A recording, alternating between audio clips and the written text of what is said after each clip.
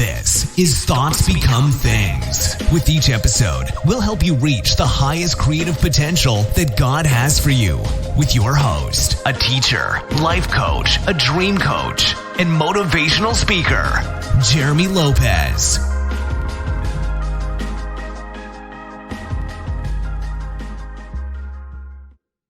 Hello again, everyone, and welcome to the podcast of Thoughts Become Things. I'm Jeremy Lopez, and so glad and honored to be with you guys today. And I'm looking forward to this new year. I really am. And I hope everyone had a great Christmas, by the way. You know, there's nothing better than spending time with your loved ones, your family, your friends, and making those memories. And of course, once again, I'm a huge Christmas guy, and I'm like, oh man, Christmas is over. So I really enjoyed Christmas. Love it, love it, love it. So, but one thing I am looking forward to that I do also love is I'm looking forward to New Year. I think every year a new year brings to us joy and the opportunity to feel as if we can start again. And what's great about life is we really can start again every moment of every day. But yet, something about a new year just it's almost like you feel like the whole world is resetting itself. You know what I mean? And it's like it gives you a little bit more oomph, a little bit more strength to say, hey, I can reset myself because everybody else is wanting to do it.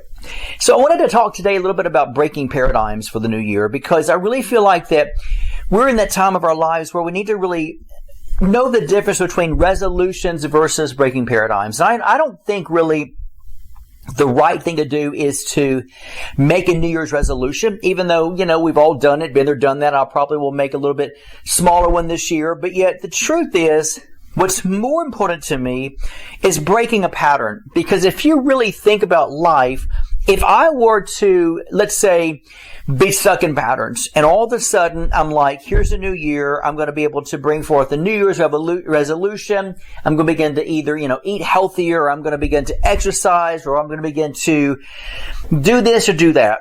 Well, here's the key thing. It's hard when you want to do a resolution because what you're doing is you're sitting something new on top of something that's old, and you keep on building it up and building it up and building it up. To where before long, you're just actually adding something else to your life. The main thing we've got to do is begin to look at our lives and break old habits, traditions, patterns that has kept us bound throughout that year. Now, when we talk about breaking things throughout the year, it doesn't mean that I'm going to begin to look at my life and say, oh, I need deliverance or I need some major overhaul, this or that. Not really.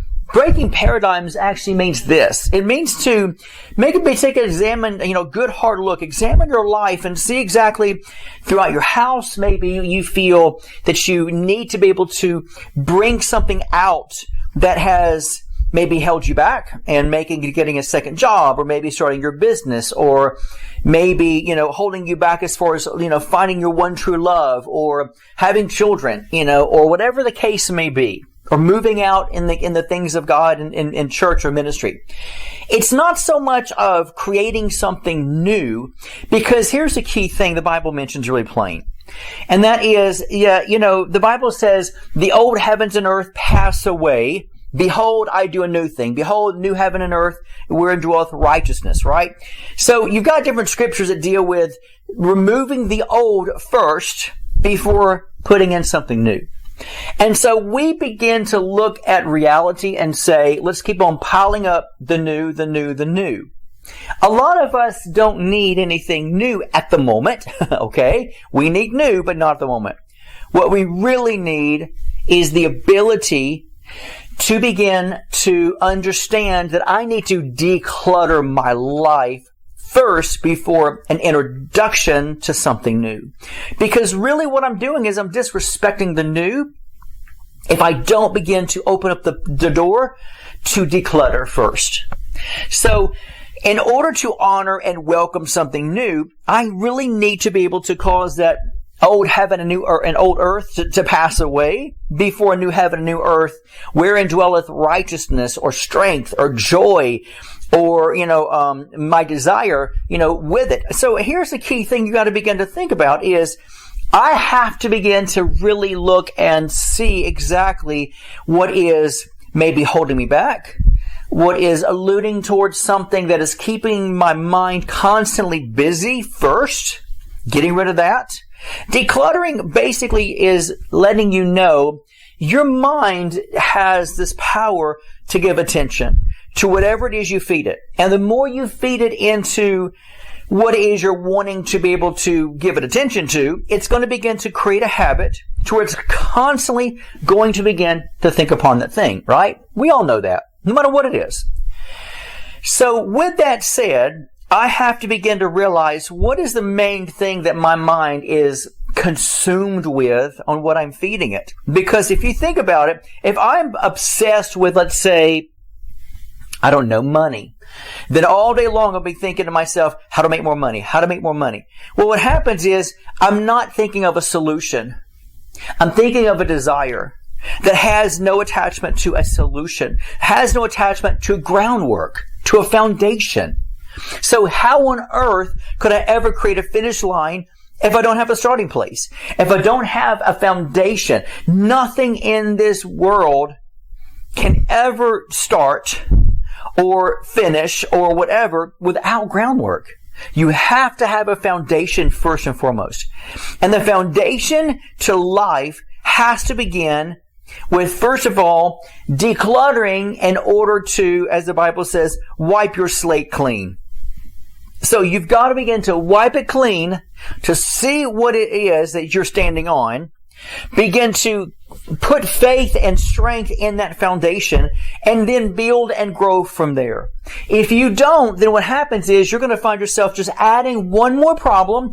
And yes, it's going to be a problem as far as I'm going to start exercising. I'm going to start losing weight. I'm going to start gaining weight. I'm going to start eating better. Whatever the case may be, it actually will turn into a problem for you because you have to begin to declutter and get rid of everything first that is keeping you bound and keeping your mind constantly in a rotation that is going over and over and over again. And then you're trying to throw, something, let's say a ball into the mix. Now, you might say, why did you say a ball? If you think of juggling, here's what you think about. You think about a guy, let's say, who's juggling 3 balls. And you got this other guy, you see this a lot in circuses. And you see this other guy beside him. And while that man is getting in this habit of I'm juggling 3 balls. And this other guy's like, okay, you ready? I'm going to throw in a 4th ball. He throws in that 4th ball. The guy keeps on juggling. But now it's getting a little harder. There's 4 balls, he's juggling. Then all of a sudden he's like, okay, I'm going to throw in the 5th ball. Throws in 5 balls. And the guy just has to go really hard, concentrating, and just go a little faster. And all of a sudden, it's a place where the guy's really having to overthink. And then the guy's like, let me throw in a 6th ball. So what happens is, before long, he's going to crash and burn. Because his mind can't keep up with 5 and 6 and 7 balls juggled at the same time. He can't. Because he's having to go faster and faster and faster.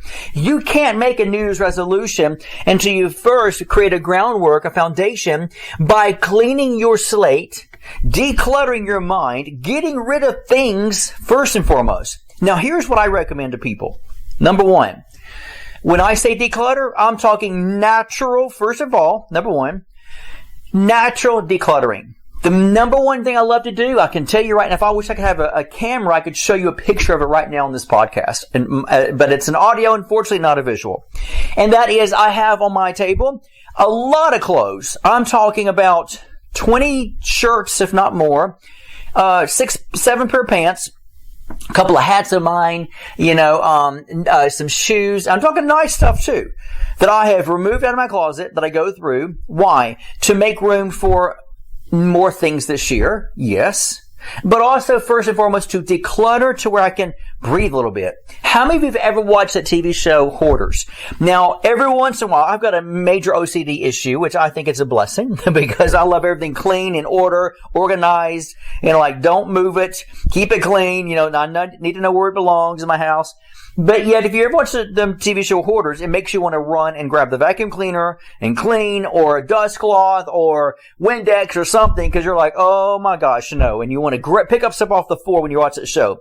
If you don't want to go clean after you watch that show, something's wrong with you. You might be one of them, right? Because like attracts like, right?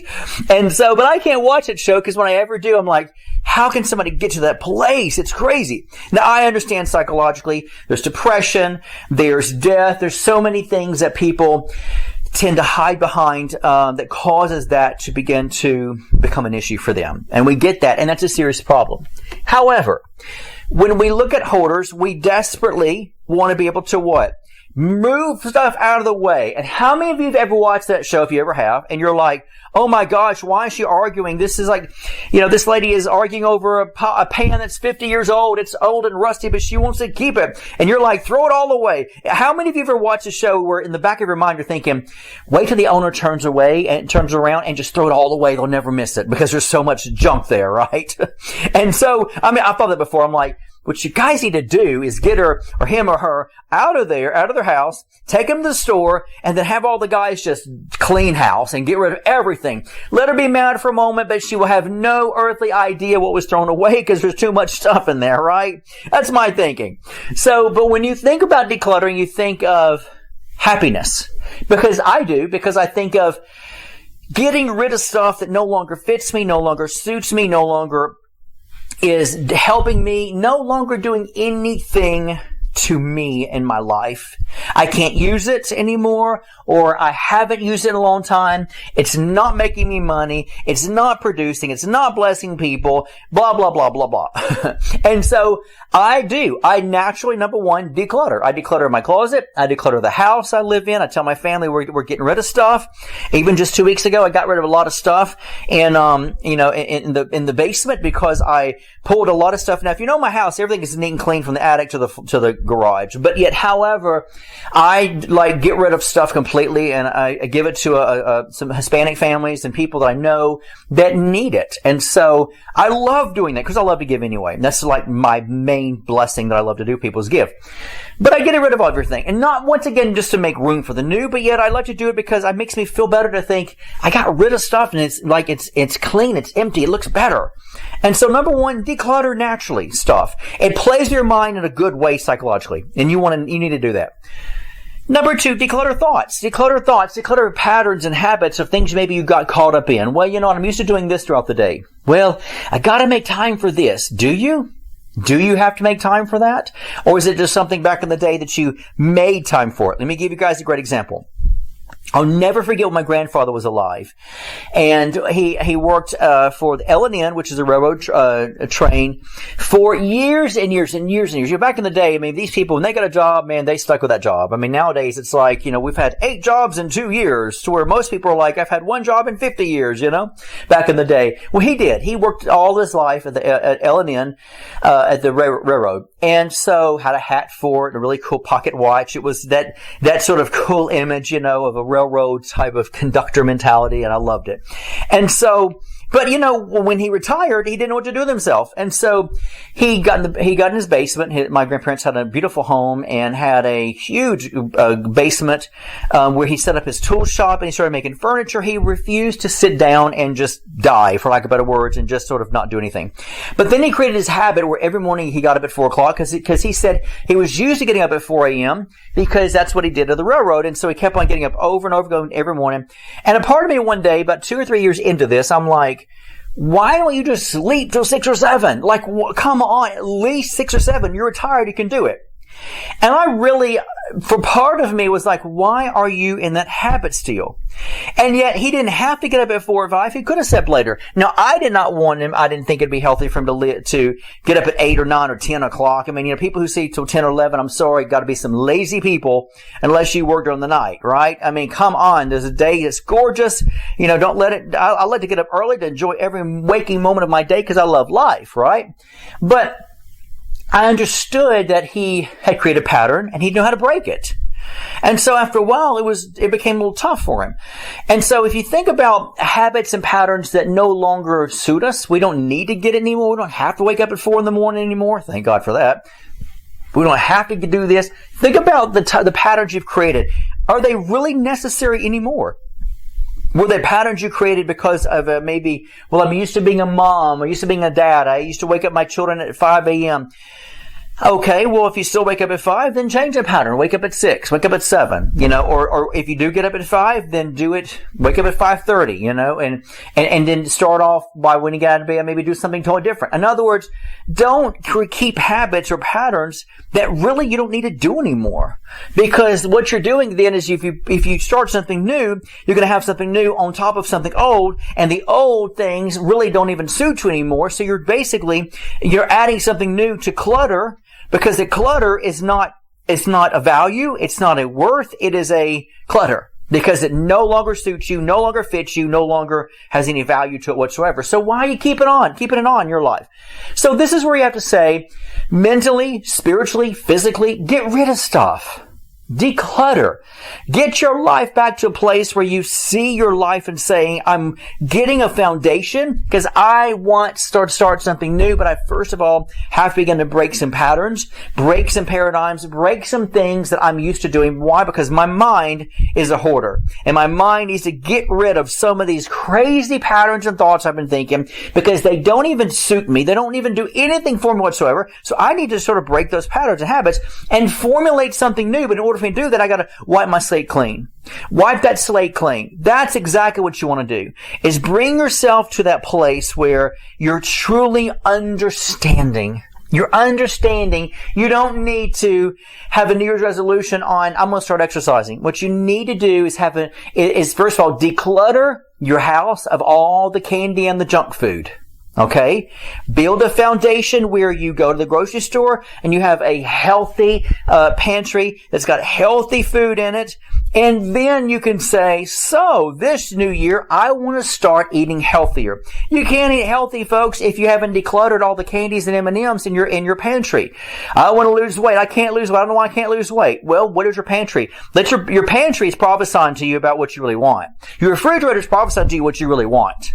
So, if you don't like that self-fulfilled prophecy, then get rid of the prophecy, right? By decluttering. Get rid of the stuff and that way when you look in your pantry, you look in your closet, after cleaning your slate and getting a new foundation for what you really want to do, then you can let that pantry and closet prophesy to you and that refrigerator, because every time you open it up, it'll be actually what you really want to do. And it'll speak to you every time. Hey, there's healthy this, there's healthy that. Every time I open the refrigerator or the pantry, this is what I see. What you behold, you become. So what do you have to do? You have to declutter first, right? That's the name of the game. So I wanted to bring this to you guys today because I'm all about New Year's resolutions, but I'm more about decluttering. Remove the hoarding in your brain and then remove the hoarding in your life. And if you haven't worn something within that physical year, get rid of it. You're not going to wear it again, no matter how beautiful or nice or elegant it is. If you haven't worn it a year, the odds of you wearing it is very slim. You're not going to wear it. Get rid of it, right? If you haven't worn those shoes in over a year, get rid of them. If you haven't, sort of eaten this or done this in a long time, why are you keeping it? Get rid of it. Declutter, create a new foundation, then you can start on what you really want to do for that new year. I hope this was a blessing to you guys. I really do. I love bringing forth some things that deal with paradigms and mentalities and how to think and how to restructure, but especially right here when we come upon a brand new year. It is amazing because a lot of times we think, what do I want to do for this new year? And we really don't know how to operate or how to think. And so I wanted to present this to you guys to where you understand that in order for us to be able to have the new, we've got to remove the old heaven and the old earth. And leaving those things which are behind, then pressing towards the mark. That, there's a first key and a first rule of thumb in the Bible is you can't get a new until you get rid of the old. And if you want to get rid of something new, you're going to have to get rid of the old, right? Same way with your mind. Once you do, you'll feel better and you'll have more of a jump start, more of motivation to start something new and to get the ball moving for that. So I hope this was a blessing to you guys today. Don't forget, as I close, tonight, which is, many of you might not hear this before tonight, but if you do, tonight is my Prophetic Live Night event at 6 p.m. Central Time on Instagram Live and Facebook Live. I'm excited. We're going to prophesy to as many people as possible, so stay tuned tonight to the Identity Network's Instagram page and the Facebook page at 6 o'clock p.m. Central Time tonight. Tell all your friends, and I will see you there. As we close, don't forget, if you don't like your day, if you don't like your life, change your thoughts, and you'll change your life. God bless. This has been the Thoughts Become Things podcast with Jeremy Lopez, helping you reach your highest creative potential that God has for you. For more episodes, products, and information on Jeremy, visit www.identitynetwork.net.